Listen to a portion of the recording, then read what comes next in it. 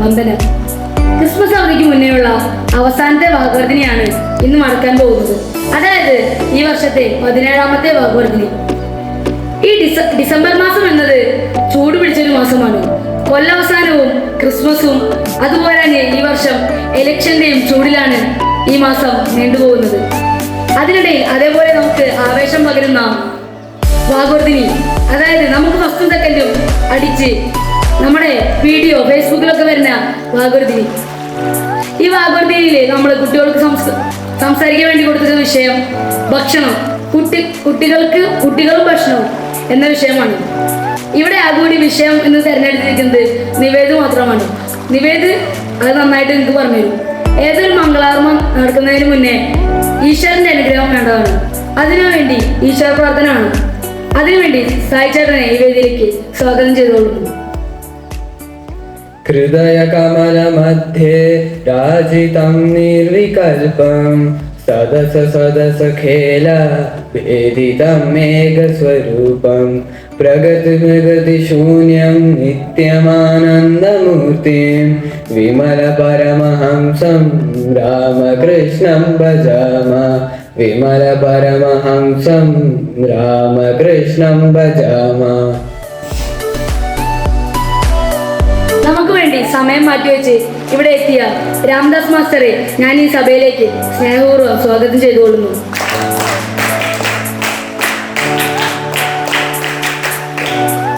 പിന്നെ ഗുരുകുലത്തിലെ എല്ലാ വിദ്യാർത്ഥികളെയും ഞാൻ ഈ സഭയിലേക്ക് സ്വാഗതം ചെയ്തുകൊള്ളുന്നു. ഇനി ഇവിടെ പ്രസംഗം പറയാൻ പോകുന്ന എല്ലാവർക്കും വളരെ നന്നായി പറയാൻ പറ്റട്ടെ എന്ന് ആശംസിക്കുന്നു. ഇനി നമ്മൾക്ക് സഭയിലേക്ക് കടക്കാം. ആദ്യമായി ഇവിടെ പ്രസംഗിക്കാൻ വരുന്നത് കിഷോറാണ്. കിഷോറിനെ ഈ വേദിയിലേക്ക് സ്നേഹപൂർവ്വം ക്ഷണിച്ചുകൊള്ളുന്നു. ഈ വേദിയിൽ ഉപേക്ഷിതരായിരിക്കുന്ന എല്ലാവർക്കും എൻ്റെ വിനീതമായ നമസ്കാരം. എൻ്റെ പേര് കിഷോർ. ഞാൻ 10ാം ക്ലാസ് വിദ്യാർത്ഥിയാണ്. ഞാൻ ഇന്ന് ഈ വാഗ്വർദ്ധനി സഭയിൽ പറയാൻ പോകുന്നത് ഒരു കൊച്ചു കഥയും ആ കഥയുടെ ഗുണപാഠം അഥവാ സാരാംശം എന്നാണ്. എൻ്റെ കഥയുടെ പേരെന്ന് വെച്ചാൽ വാലില്ല കുറുക്കൻ എന്നാണ്. എന്നാൽ നമുക്ക് എല്ലാവർക്കും എൻ്റെ കഥയിലോട്ട് കിടക്കാം. പണ്ട് ഒരു വലിയൊരു കാട്ടിൽ ഒരു മാളത്തിൽ ഒരു കുറുക്കൻ താമസിച്ചിരുന്നു. അങ്ങനെ അവൻ ഒരു ദിവസം തൻ്റെ മാളത്തിന്റെ മുന്നിലിരിക്കുമ്പോൾ അവന് നന്നായി വിശപ്പ് തോന്നിയിരുന്നു. അങ്ങനെ അവൻ മാളത്തിന്റെ മുന്നിൽ നിന്ന് തനിക്ക് വേണ്ടിയുള്ള ഇര തേടി നടക്കുന്നതിനിടെ ആരോ ഒരു കെണി വെച്ചതിൽ അവന്റെ വാല് അവൻ പോലും അറിയാതെ അതിൽ കുടുങ്ങിയിരുന്നു. അങ്ങനെ ആ കെണിയിൽ കുടുങ്ങിയ അവന്റെ വാലിന്റെ വേദന സഹിക്കാനാകാതെ അവൻ കിടന്ന് പിടയുകയുണ്ടായി. പിടഞ്ഞ് അവസാനം അവൻ ഒരു ചാട്ടം ചാടിയതും അവന്റെ വാല് ആ കെണിയിൽ നിന്ന് വേർപിടുകയുണ്ടായി. അങ്ങനെ അതെങ്ങനെയാണെന്ന് വെച്ചാൽ പകുതി അവന്റെ ദേഹത്തും പകുതി ആ കെണിയിലുമാണ്. അങ്ങനെ അവൻ കുറച്ചു നേരം കൂടി നടക്കുമ്പോൾ ആ കാട്ടിലുണ്ടായിരുന്ന കുറച്ച് കുറുക്കന്മാരുടെ കൂട്ടത്തെ കണ്ടു. അങ്ങനെ അവരെല്ലാവരും കൂടി നമ്മുടെ വാലില്ല കുറുക്കനെ കളിയാക്കുകയുണ്ടായിരുന്നു. അങ്ങനെ ആ കളിയാക്കലിന്റെ വേദന സഹിക്കാനാകാതെ അവൻ കുറച്ചു നേരം കൂടി ആ കാട്ടിലൂടെ നടക്കുകയുണ്ടായിരുന്നു. നടന്ന് അവൻ ഒരു തീരുമാനമെടുത്തു. അതെന്താണെന്ന് വെച്ചാൽ ഈ കാട്ടിലുള്ള കുറുക്കന്മാരെ എല്ലാം വിളിച്ച് ഞാനൊരു യോഗം നടത്താമെന്ന് തീരുമാനിച്ചു. പിറ്റേ ദിവസമായപ്പോൾ അവൻ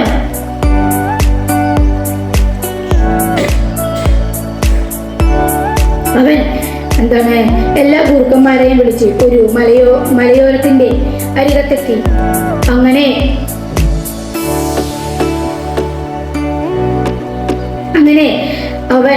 അവനായിരുന്നു ഏറ്റവും മുന്നിലുണ്ടായിരുന്നത്.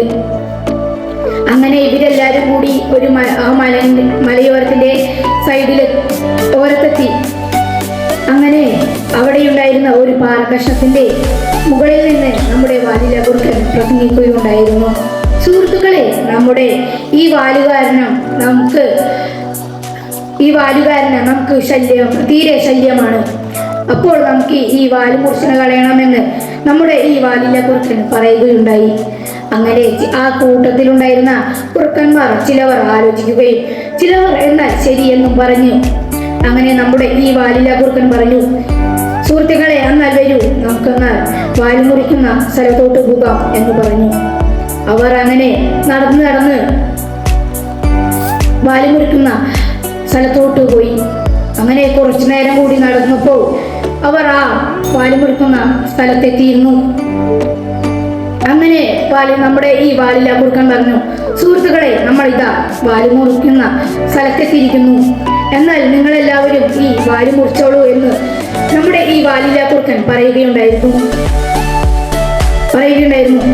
അപ്പോൾ എല്ലാ കുറുക്കന്മാരും ആ വാല് മുറിക്കുന്നതിന്റെ മുന്നോട്ട് നീങ്ങുന്നതിലൂടെ അവരുടെ കൂട്ടത്തുണ്ടായിരുന്ന ഒരു വൃദ്ധനായ ഒരു കുറുക്കൻ പറയുകയുണ്ടായിരുന്നു, നീ ഒരു വിഡ്ഢിയാണ്, നിന്റെ വാല് മുറിഞ്ഞു പോയത് ഒരു കെണിയിൽപ്പെട്ടല്ലേ എന്ന് ഈ വൃദ്ധനായ കുറുക്കൻ നമ്മുടെ ഈ വാലില്ല കുറുക്കനോട് പറയുകയുണ്ടായിരുന്നു.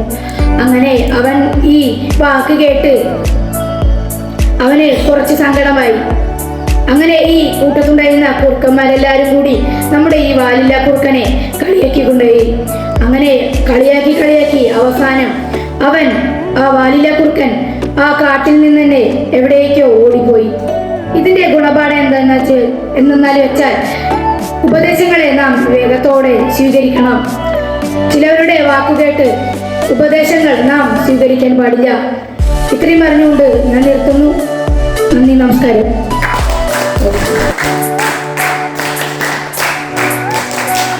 കിഷോറിനെ നന്ദി. അടുത്തതായി ഈ വേദിയിൽ പ്രസംഗിക്കാൻ വരുന്നത് ഋഷികേശാണ്. ഋഷികേശിനെ ഈ വേദിയിലേക്ക് ക്ഷണിച്ചുകൊള്ളുന്നു. മാന്യസദസ്സിന് വന്ദനം. എൻ്റെ പേര് ഋഷികേശ്. ഞാൻ 8ാം ക്ലാസ് വിദ്യാർത്ഥിയാണ്. ഞാൻ ഇവിടെ പറയാൻ പോകുന്നത് ഒരു കഥയും അതിൻ്റെ ഗുണപാഠവുമാണ്. അധികം വൈകാതെ നമുക്ക് കഥയിലോട്ട് കടക്കാം. പണ്ട് കാലത്ത് താഴ്ന്ന ജാതിയിലുള്ള മനുഷ്യരെ അടിമകളാക്കുന്ന പതിവുണ്ടായിരുന്നു. വളരെ പ്രയാസം നിറഞ്ഞ ജോലികൾ അടിമകളെ കൊണ്ടായിരുന്നു ചെയ്യിച്ചത്. അതിന് അവർക്ക് കൂലി പോലും കൊടുത്തിരുന്നില്ല. എന്നു മാത്രമല്ല, അതിക്രൂരമായ ശിക്ഷയും നൽകിയിരുന്നു. ഹെർക്കുലീസ് അങ്ങനെയുള്ള ഒരു അടിമയായിരുന്നു. യജമാനന്റെ ക്രൂരത സഹിക്കാനാവാതെ വന്നപ്പോൾ അയാൾ ഒരു ദിവസം കാട്ടിലേക്ക് ഓടി രക്ഷപ്പെട്ടു. കാട്ടിനുള്ളിലൂടെ പോകുമ്പോൾ അയാൾ ഒരു സിംഹത്തിന്റെ മുന്നിൽപ്പെട്ടു. എന്തു ചെയ്യണമെന്നറിയാതെ പകച്ചു നിന്ന ഹെർക്കുലീസിന് നേരെ സിംഹം ചാടി വീഴുന്നതിന് പകരം ദയനീയമായി ഒന്ന് മുരടുകയാണ് ചെയ്തത്. അപ്പോൾ ഹെർക്കുലീസ് ഒരു കാര്യം ശ്രദ്ധിച്ചത്, സിംഹം ഒട്ടും അനങ്ങാനാവാതെ കിടക്കുകയാണ്. അതിന്റെ മുൻകാലിൽ വലിയൊരു വ്രണം മുള്ളുകുത്തി കയറി പഴുത്തതായിരുന്നു അത്. ഹെർക്കുലീസിന് സഹതാപം തോന്നി. ഹെർക്കുലീസ് സിംഹത്തിന്റെ കാലിലെ മുള്ളെടുത്തു മാറ്റി അതിനെ ശുശ്രൂഷിച്ചു. അധികം താമസിയാതെ തന്നെ അവർ വളരെ അടുത്ത സുഹൃത്തുക്കളായി മാറി. പക്ഷെ ഹെർക്കുലീസിന് ദീർഘകാലം സ്വന്തമായി ജീവിക്കാൻ കഴിഞ്ഞില്ല. അപ്പോഴേക്കും യജമാനന്റെ കിങ്കരന്മാർ അയാളെ പിടികൂടുകയും തടവിലാക്കുകയും ചെയ്തു. യജമാനന് വളരെയധികം ദേഷ്യം തോന്നുകയും ചെയ്തു. കാട്ടിലേക്ക് ഓടിപ്പോയ കുറ്റത്തിന് ഹെർക്കുലീസിന് കോടതി ശിക്ഷ വിധിച്ചു. ഈ അടിമയെ സിംഹക്കൂട്ടിലേക്ക് വലിച്ചെറിയട്ടെ. അക്കാലത്തു അവിടെ നിന്ന് ഓടിപ്പോയിരുന്ന അടിമകൾക്ക് നൽകിയിരുന്ന ശിക്ഷ അതായിരുന്നു. ഹെർക്കുലീസിന്റെ വിധി നടപ്പിലാക്കുന്നത് കാണാൻ ധാരാളം ആളുകൾ അവിടെ തടിച്ചുകൂടിയിരുന്നു. അല്പസമയം കഴിഞ്ഞപ്പോൾ അവരുടെ മുന്നിലൂടെ ഹെർക്കുലീസിനെ വലിച്ചുകൊണ്ടുവന്ന് സിംഹക്കൂട്ടിലേക്ക് തള്ളിയിട്ടു. വിശന്നു വലഞ്ഞ് അവശനായി കിടന്നിരുന്ന സിംഹം ഹെർക്കുലീസിനെ കണ്ടതും അലറി വിളിച്ചുകൊണ്ട് പാഞ്ഞെടുത്തു. അപ്പോൾ തന്നെ അവിടെ ഉണ്ടായിരുന്ന ആളുകൾ പറഞ്ഞു, അടിമയുടെ കഥ കഴിഞ്ഞത് തന്നെ. എല്ലാവരും ആവേശത്തോടെ നോക്കി നിൽക്കുകയായിരുന്നു. എന്താവും ഹെർക്കുലീസ് സംഭവിച്ചിട്ടുണ്ടാവുക? നിങ്ങൾക്ക് പറയാൻ കഴിയുമോ?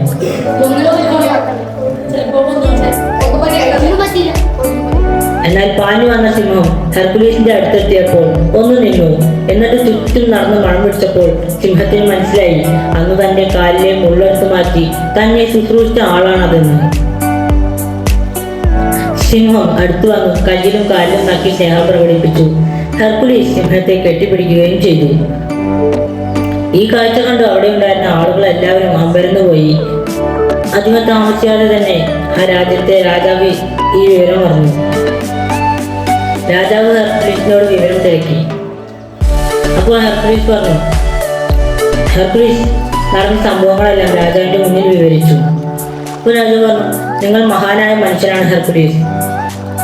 സ്നേഹം കൊണ്ട് വന്യജീവികളെ വരെ മാറ്റിയെടുക്കാമെന്ന് തെളിയിച്ച നിങ്ങൾ എല്ലാവർക്കും ഒരു മാതൃകയാണ്. അതുപോലെ തന്നെ ഹെർക്കുലീസിനെ രാജാവ് മോചിപ്പിക്കുകയും ചെയ്തു. ഈ കഥയിലെ ഗുണപാഠം എന്തെന്ന് വെച്ചാൽ, നാം ചെയ്യുന്ന സഹായങ്ങൾ പലപ്പോഴും നാം അറിയാതെ നമ്മുടെ രക്ഷയ്ക്കെത്തും. ഇത്രയും പറഞ്ഞുകൊണ്ട് ഞാൻ എൻ്റെ വാക്കുകൾ നിർത്തുന്നു. നന്ദി, നമസ്കാരം.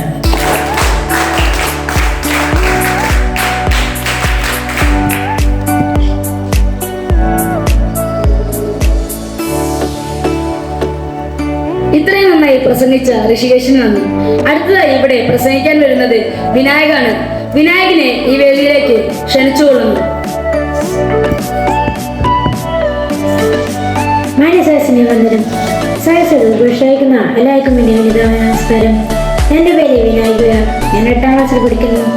ഞാൻ ഇവിടെ പറയാൻ പോകുന്നത് ഒരു കഥയും അതിൻ്റെ കുടുംബപരമാണ്. അധികം വൈകിക്കാതെ ഞാൻ കഥയിലേക്ക് കിടക്കാം. തെന്നാലിരാമനും കള്ളന്മാരും. ഒരു ദിവസം തെന്നാലിരാമനും ഭാര്യയും കിടന്നുറങ്ങാൻ പോകുമ്പോൾ പുറത്ത് എന്തൊക്കെയോ ശബ്ദങ്ങൾ കേൾക്കുന്നു. ആരൊക്കെ നടക്കുന്നതും എന്തൊക്കെ അനുബന്ധമായ ശബ്ദം. അത് കേട്ട് തെന്നാലിരാമനാണെങ്കിൽ തന്റെ മുറിയിലുള്ള ഒരു ജനലിൽ കൂടി പുറത്തിലേക്ക് നോക്കി. അവിടെ പുറത്തു നോക്കിയപ്പോൾ കണ്ടത് ഒരു മരത്തിന്റെ പിന്നിൽ പതിവ് നിൽക്കുന്ന 2 കള്ളന്മാരെയാണ്. അപ്പോൾ തെന്നാലിരാമന് മനസ്സിലായി, തന്റെ രാജകൊട്ടാരത്തിൽ ഈയടുത്ത് കുറെ പരാതികൾ വന്നിരുന്നു. രാത്രി കുറെ ആൾക്കാർ വന്ന് തന്റെ വീട്ടിൽ നിന്ന് ആഭരണങ്ങൾ, സ്വർണങ്ങൾ അങ്ങനെ എല്ലാം എടുത്തുകൊണ്ടുപോകുന്നു. അപ്പോൾ ഇതൊക്കെ മനസ്സിലായി തെന്നാലിരാമന് മനസ്സിലായി, ഇതൊരു കള്ളന്മാരാണ്. അപ്പോൾ തെന്നാലിരാമന് ചെറിയൊരു കുസൃതി തോന്നുകയും അതുകൊണ്ട് തെന്നാലിരാമൻ തന്റെ ഭാര്യയെ വിളിക്കുകയും ചെയ്തു. ഭാര്യയാണെങ്കിൽ വിളിച്ചിട്ട് എന്താണ് കാര്യമെന്ന് അന്വേഷിച്ചു. അപ്പോൾ തെന്നാലിരാമൻ പറഞ്ഞു, നമ്മുടെ നാടുകളിൽ കുറെ കള്ളന്മാർ വസിക്കുന്നുണ്ട്. നമ്മുടെ രാജഭടന്മാർക്ക് ഇതുവരെയായിട്ടും ഒരു കള്ളന്മാരെ പോലും പിടിക്കാൻ സാധിക്കുകയും ചെയ്തിട്ടില്ല. എപ്പോ വേണമെങ്കിലും നമ്മുടെ ഈ വീട്ടിലേക്കും കള്ളന്മാർ വരാം. അതുകൊണ്ട് നമുക്ക് നമ്മുടെ ആഭരണങ്ങൾ, രത്നങ്ങൾ, സമ്പാദ്യം ഒന്നും ഇനി ഈ വീട്ടിലേക്ക് വെക്കേണ്ട. എല്ലാം നമുക്കൊരു പെട്ടിയിലാക്കി നമ്മുടെ വീടിൻ്റെ അടുത്തുള്ള കിണറ്റിലിടാം. അത് കിണറ്റിൽ നിന്ന് ആരും എടുക്കുകയില്ല. ആവശ്യം വരികയാണെങ്കിൽ നമുക്ക് കിണർ വെട്ടിച്ച് ആ പെട്ടി പുറത്തെടുക്കുകയും ചെയ്യാം. അപ്പോൾ ഭാര്യ അതിന് സമ്മതിക്കുകയും ചെയ്തു. ഭാര്യയ്ക്ക് മനസ്സിലായിരുന്നു, പതിവില്ലാതെ തെന്നാലിരാമൻ ഇങ്ങനൊരു സംസാരത്തിന് പിന്നിൽ എന്തെങ്കിലും ഒരു കാര്യമുണ്ടെന്ന് ഭാര്യയ്ക്ക് മനസ്സിലായി. അതുകൊണ്ട് ഭാര്യ ഒന്നും മിണ്ടാതെ നിന്നു. തെന്നാലിരാമനാണെങ്കിൽ തന്റെ മുറിയിൽ നിന്ന് ഒരു പഴയ പെട്ടി എടുത്തു. അതിൽ പഴയ കുറെ സാധനങ്ങൾ നിറച്ചു. എന്നിട്ട് അത് കള്ളന്മാരുടെ മുന്നിൽ കൂടെ തന്നെ കൊണ്ടുപോയി കിണറ്റിലിട്ടു. ഇതെല്ലാം കണ്ടുകൊണ്ടും കേട്ടുകൊണ്ട് നിന്നിരുന്ന കള്ളന്മാർക്ക് സന്തോഷം മറക്കാൻ കഴിഞ്ഞിരുന്നില്ല. കള്ളന്മാരാണെങ്കിൽ സന്തോഷം കൊണ്ട് പൊട്ടിച്ചിരിക്കാൻ തുടങ്ങി. പക്ഷേ സ്വകാര്യമായ ഒരു കാര്യം പറഞ്ഞു. ബുദ്ധിമാനായ തെന്നാലിരാമനെ ഇത് ഒരബദ്ധം പറ്റിയിരിക്കുന്നു എന്ന് പറഞ്ഞുകൊണ്ട് അവർ രഹസ്യമായി ചിരിച്ചു. തെന്നാലിരാമനാണെങ്കിൽ ഇതെല്ലാം കേട്ടുകൊണ്ടും കേൾക്കാത്ത പോലെ അഭിനയിച്ച് തന്റെ മുറിയിലേക്ക് പോയി സുഖമായി കിടന്നുറങ്ങി.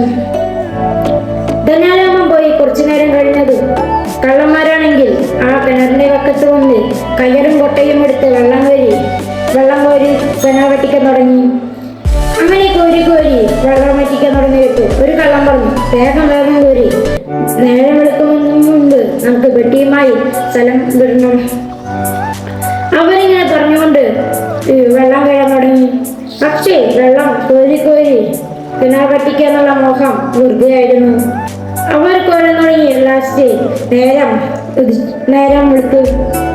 കർഷകർ പണിയായുധങ്ങളുമായി കൃഷിക്കിറങ്ങി. ഇതൊന്നും കള്ളന്മാർ ശ്രദ്ധിച്ചിരുന്നില്ല. അവരാണെങ്കിൽ വീണ്ടും വെള്ളം കോരി. അവസാനം തെന്നാലിരാമൻ കള്ളന്മാരുടെ പിറകുവശത്തിൽ വന്നു നിന്നിട്ട് പറഞ്ഞു, നിങ്ങൾ ഇതുവരെയായിട്ടും പോയില്ലേ? അപ്പോൾ കള്ളന്മാരാണെങ്കിൽ ഇത് കേട്ട് പേടിച്ച് പിന്നിലേക്ക് നോക്കിയപ്പോൾ അവിടെ തെന്നാലിരാമൻ ചിരിച്ചുകൊണ്ട് നിൽക്കുന്നു.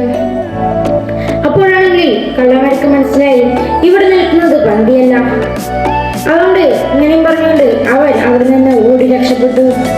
പക്ഷേ അവർക്ക് അധികം ദൂരം ഓടാൻ സാധിച്ചിരുന്നില്ല.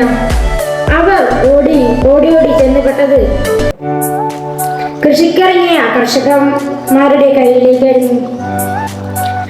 കർഷകരാണെങ്കിൽ അവരെ തല്ലി ചതയ്ക്കുകയും പിന്നെ രാജഭടന്മാരുടെ കയ്യിൽ കള്ളന്മാരെ ഏൽപ്പിക്കുകയും ചെയ്തു. പിന്നെ ആരാണ് ഈ കള്ളന്മാരെ പിടിച്ചതെന്ന് അവിടുത്തെ രാജാവ് ചോദിച്ചു.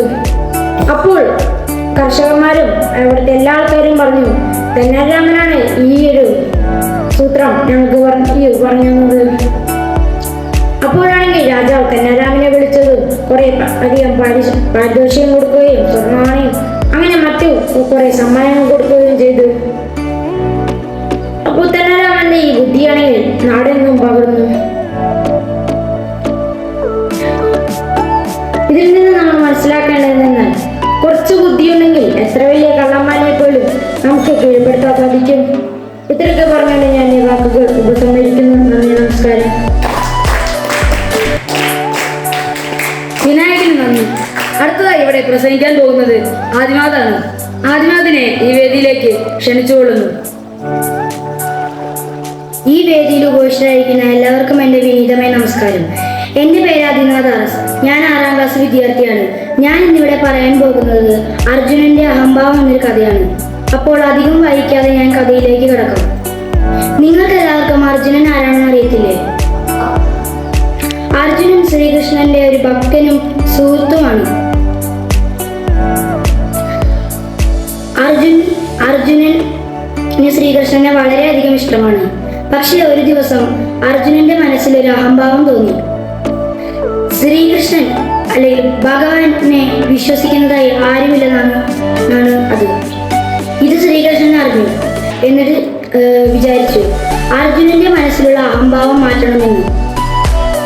അങ്ങനെ ഒരു ദിവസം ഇവർ രണ്ടുപേരും നടക്കാനിറങ്ങി. കുറച്ചു ദൂരം പോയപ്പോഴേക്കും ഒരു പരിശുദ്ധനായ നിഷ്കളങ്ക ഹൃദയനായ ഒരു ബ്രാഹ്മണനെ കണ്ടു. അയാൾ ഒരു ജീവനുള്ള വസ്തുവിനെ ഉപദ്രവിക്കുന്നതല്ല ഒരു ബ്രാഹ്മണന്റെ കടമ. അതുകൊണ്ട് ഈ ബ്രാഹ്മണൻ ഉണങ്ങിയ പുല്ല് തിന്നാണ് ജീവിക്കുന്നത്. ഇത്രയും അഹിംസാവ്രതക്കാരനായ ഇദ്ദേഹത്തിന്റെ അരയിൽ ഒരു വാൾ തൂങ്ങിക്കിടക്കുന്നത് അർജുനൻ കണ്ടു. ഇത് കണ്ടിട്ട് അർജുനൻ ശ്രീകൃഷ്ണനോട് ചോദിച്ചു, കൃഷ്ണ, എന്താണ് ഇത്രയും അഹിംസാവ്രതക്കാരനായ ഇദ്ദേഹത്തിന്റെ അരയിൽ ഒരു വാൾ തൂങ്ങിക്കിടക്കുന്നത്? അപ്പോൾ കൃഷ്ണൻ അയാളോട് തന്നെ നീ പോയി ചോദിച്ചു നോക്കുമെന്ന് പറഞ്ഞു. അങ്ങനെ വേഷം മാറി അർജുനൻ അയാളുടെ അടുത്തേക്ക് പോയി. എന്നിട്ട് ചോദിച്ചു, അങ്ങ് ഇത്രയും അഹിംസാവ്രതക്കാരനല്ലേ, എന്നിട്ട് എന്തിനാണ് അങ്ങ് ഈ വാൾ കൊണ്ട് നടക്കുന്നത്? അപ്പോൾ ബ്രാഹ്മണൻ പറഞ്ഞു, എനിക്ക് ഈ ലോകത്ത് 4 പേരോട് വളരെയധികം ദേഷ്യമുണ്ട്. അവരെ കണ്ടാൽ ശിക്ഷിക്കാനാണ് എനിക്ക് ഈ വാൾ. ആരൊക്കെയാണത് എന്ന് അർജുനൻ ചോദിച്ചു. ഒന്നാമത്തേത് നാരദനാണ്. എപ്പോഴും എൻ്റെ പ്രഭുവിനെ നാമവചനങ്ങൾ കൊണ്ടും സ്വൈര്യം കൊടുക്കുന്നില്ല. അപ്പോൾ അർജുനൻ പറഞ്ഞു, ശരി, അടുത്തതാരാണ്? അടുത്തത് ബ്രാഹ്മണൻ പറഞ്ഞു, അടുത്തത് പ്രഹ്ലാദൻ തന്നെ. എൻ്റെ പ്രഭുവിനെ എങ്ങനെയൊക്കെ കഷ്ടപ്പെടുത്താൻ പറ്റുമോ അങ്ങനെയൊക്കെ കഷ്ടപ്പെടുത്തി. തിളച്ച എണ്ണയിൽ വീഴേണ്ടി വന്നു, ആനച്ചുവട്ടിൽ കിഴക്കേണ്ടി വന്നു. കുറച്ച് പ്രഭുവിനോട് ദയവുണ്ടെങ്കിൽ ഇങ്ങനെയൊക്കെ ചെയ്യുന്നു എന്നാണ് ബ്രാഹ്മണൻ പറഞ്ഞത്. അപ്പോൾ അർജുനൻ ചോദിച്ചു, മൂന്നാമത്തെ ആൾ ആരാണ്? മൂന്നാമത്തെ ആൾ ഒരു ഔചിത്യമില്ലാത്തത് ദ്രൗപദി തന്നെ. ദ്രൗപദി ഒരു ദിവസം എൻ്റെ പ്രഭു ഊണ് കഴിക്കാനിരിക്കുന്ന സമയത്ത് പ്രഭുവിനെ വിളിച്ചു വരുത്തിയിട്ട് പറഞ്ഞു, ദുർവാസാവിൻ്റെ ശാപത്തിൽ നിന്ന് പാണ്ഡവരെ രക്ഷിക്കാൻ. അതുമാത്രമല്ല, തൻ്റെ കഴിച്ച ചീരയില ഭഗവാനെ തീറ്റുകയും ചെയ്തു. പിന്നെ അടുത്തതായി ആരാണെന്ന് അർജുനൻ ചോദിച്ചു. അപ്പോൾ ദ്രൗപദി പറഞ്ഞു, നാലാമതായി ഒരു വീണ്ടും വിചാരമില്ലാത്ത അർജുനൻ തന്നെ. അപ്പോൾ അർജുനൻ ആശ്ചര്യപ്പെട്ടിട്ട് ചോദിച്ചു, അർജുനനോ എന്ത് തെറ്റാണ് ചെയ്തത്? അപ്പോൾ ബ്രാഹ്മണൻ പറഞ്ഞു, കുരുക്ഷേത്ര യുദ്ധത്തിൽ എൻ്റെ പ്രഭുവിനെ ഒരു തേരാളിയായിട്ടാണ് അർജുനൻ നിയോഗിച്ചത്. ഒരു യജമാനനായി ഇരിക്കേണ്ട എൻ്റെ പ്രഭു അർജുനന്റെ മുമ്പിൽ ഒരു ഡ്രൈവറായി നിൽക്കേണ്ടി വന്നു. എന്നാണ് ബ്രാഹ്മണൻ പറഞ്ഞത്. അങ്ങനെയുള്ള അർജുനനെ കണ്ടാലും ശിക്ഷിക്കാനാണ് എനിക്ക് ഈ വാൾ എന്ന് ബ്രാഹ്മണൻ പറഞ്ഞു.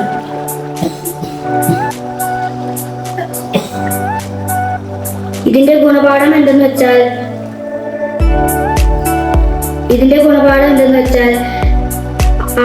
അഹംഭാവം ആപത്തിനും വിനയം സമ്പത്തിനും കാരണമാകും. ഇത്രയും പറഞ്ഞുകൊണ്ട് ഞാൻ എൻ്റെ വാക്കുകൾ ഉപസംഹരിക്കുന്നു. നന്ദി, നമസ്കാരം.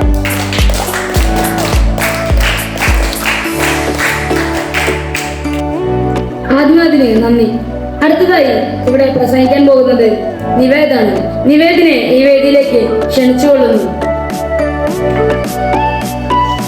മാന്യ സദസ്സിൽ വന്ദനം. എൻ്റെ പേര് നിവേദന.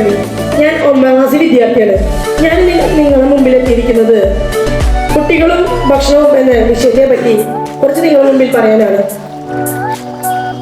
നാം കഴിക്കുന്ന ഭക്ഷണമാണല്ലോ നമ്മുടെ ആരോഗ്യത്തെ നിർണ്ണയിക്കുന്നത്. രുചിക്കപ്പുറം നല്ല ആഹാരശീലങ്ങൾ ആരോഗ്യപൂർണമായ ജീവിതത്തിൽ അത്യന്താപേക്ഷിതമാണ്. ആരോഗ്യകരമായ ഭക്ഷണശീലങ്ങൾ വളർത്തേണ്ടതിന്റെ പ്രാധാന്യം വ്യക്തമാക്കി തരാനാണ് ഞാൻ ഇന്ന് വേദിയിൽ എത്തിച്ചേർന്നിരിക്കുന്നത്. പണ്ട് നമ്മൾ പ്രകൃതിയോടടുത്ത മൺചട്ടികളോ മണ്ണുകൊണ്ട് നിർമ്മിച്ച അടുപ്പുകളിലോ വിറകുകൾ കത്തിച്ച് ഭക്ഷണം പാകം ചെയ്തിരുന്നു. കാലക്രമത്തിൽ ഭക്ഷണം പണം നൽകി വാങ്ങുന്ന സംസ്കാരം നമ്മുടെ മുമ്പിലെത്തുകയാണ്. അങ്ങനെ മനുഷ്യന്മാർ പണം നൽകി വാങ്ങുന്ന സംസ്കാരത്തിന് പിന്നാലെ പോവുകയും പിന്നീട് കൃത്രിമമായ രുചിക്കും മണത്തിനടിമകളായ നമ്മളെ കൃത്രിമമായ രുചി ഉണ്ടാക്കുന്നതിനായി പല രാസപദാർത്ഥങ്ങൾ ചേർത്ത് ഭക്ഷണങ്ങൾ ഉണ്ടാക്കുകയൊക്കെയാണ് ചെയ്യുന്നത്. ഇപ്പോഴത്തെ ഭക്ഷ്യ വ്യവസായികൾ ചെയ്യുന്നത് ആഗോള ചികിത്സാ വ്യവസായികൾക്ക് പണലാഭം ഉണ്ടാക്കി കൊടുക്കാൻ പല രാസപദാർത്ഥങ്ങൾ ചേർത്ത് കുട്ടികളുടെ ആരോഗ്യത്തിനെ നശിപ്പിക്കാൻ ശ്രമിക്കുന്നതൊക്കെ ഇപ്പോൾ കുറെ നടക്കുന്നൊക്കെ ഉണ്ട്. ആഗോള ഭക്ഷ്യ മാർക്കറ്റിൽ പ്രചാരം നേടിയ പല ഭക്ഷ്യവസ്തുക്കൾ, അതായത് ഫാസ്റ്റ് ഫുഡ് പോലത്തെ ഭക്ഷ്യവസ്തുക്കൾ ഇപ്പൊ കുട്ടികൾക്ക് വളരെ ഇഷ്ടമാണ്. നിങ്ങൾക്ക് ആർക്കെങ്കിലും 2 ഫാസ്റ്റ് ഫുഡുകളുടെ പേര് പറയാൻ സാധിക്കുമോ?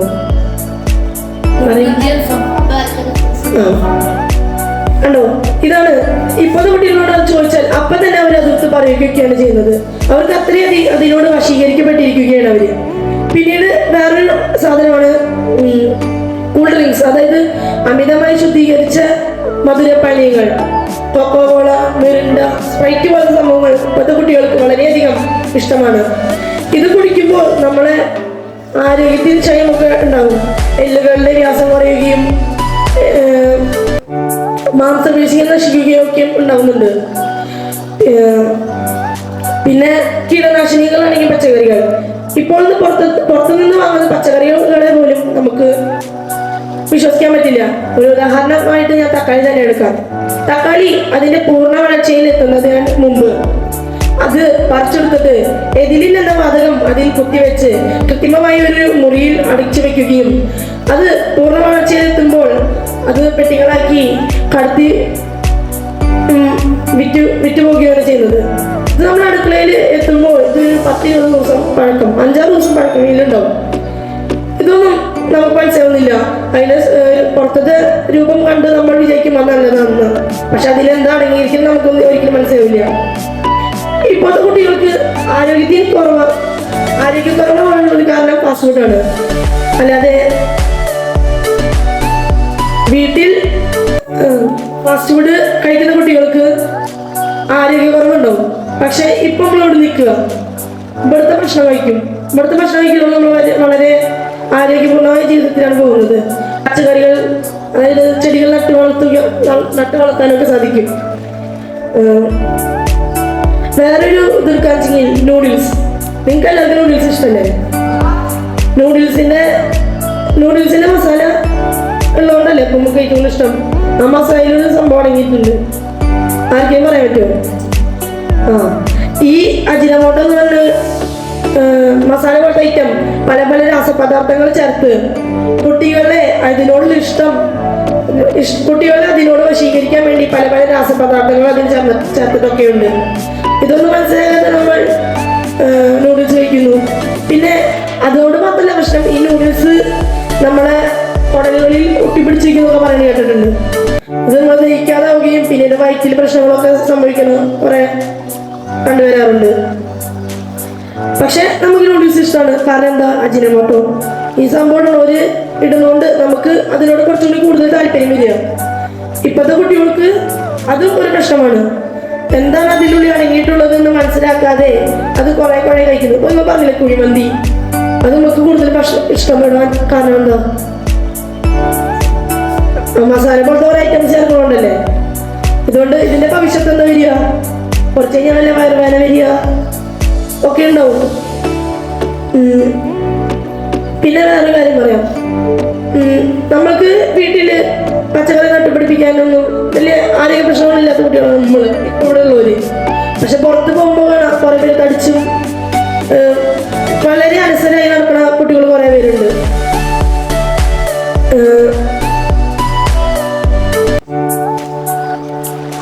എനിക്ക് നിങ്ങളോട് പറയാൻ ആഗ്രഹിക്കുന്നത്, നമ്മൾ പരമാവധി വീട്ടിൽ പച്ചക്കറി നട്ട് വളർത്താനൊക്കെ ശ്രമിക്കുക. പിന്നെ വേറെ ഫാസ്റ്റ് ഫുഡുകൾ പരമാവധി ഒഴിവാക്കുക. കൂൾ ഡ്രിങ്ക്സ് അതൊക്കെ ഒഴിവാക്കാൻ ശ്രമിക്കുക. ഇത്രയ്ക്ക് പറഞ്ഞുകൊണ്ട് ഞാൻ വാക്കുകൾ ഉപസംഹരിക്കുന്നു. നന്ദി, നമസ്കാരം. നിവേദിന് നന്ദി. ഇതോടുകൂടി ഇവിടുത്തെ പ്രസംഗങ്ങൾ അവസാനിച്ചിരിക്കുകയാണ്. ഇനി നമ്മൾ ഏവരും കാതോർത്തിരിക്കുന്ന ഫലപ്രഖ്യാപനമാണ്. ഫലപ്രഖ്യാപനത്തിനായി രാംദാസ് മാസ്റ്ററിനോട് അഭ്യർത്ഥിക്കുന്നു. ഈ വാഗ്വർദ്ധിനിയിൽ അതിഗംഭീരമായി തന്നെ പ്രസംഗിച്ച് 1ാം സ്ഥാനം കരസ്ഥമാക്കിയിരിക്കുന്നത് വിനായകാണ്. വിനായകിന് നല്ലൊരു കൈയ്യടി കൊടുക്കുക.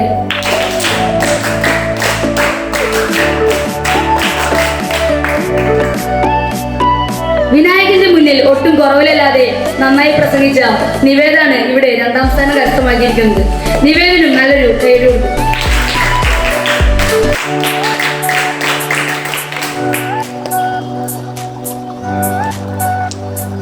നമുക്ക് വേണ്ടി സമയം മാറ്റിവെച്ച് ഇവിടെ എത്തിച്ചേർന്ന രാംദാസ് മാസ്റ്ററിനെ നന്ദി.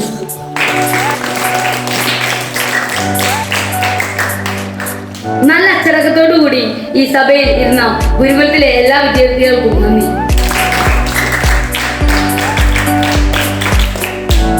ഈ സഭ ഇത്രയും നന്നായി മടന്നുപോകാൻ അനുഗ്രഹിച്ച സർവേശ്വരന് ഞാൻ നന്ദി പറയുന്നു.